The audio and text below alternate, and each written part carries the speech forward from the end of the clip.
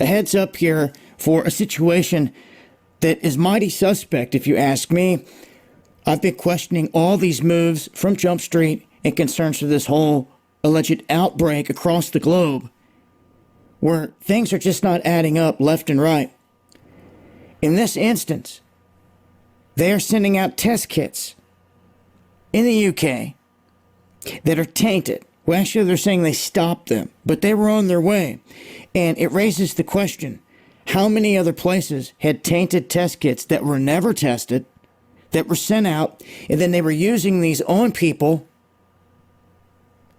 What happens then if the test kit itself is tainted and you're trying to test, say, a clean person? Is it going to give a false reading?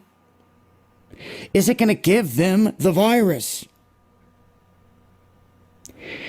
There's all kinds of things wrong with what's happening here. Plus all the footage that we see of these hospitals that are empty after the mainstream wants to say that they're packed.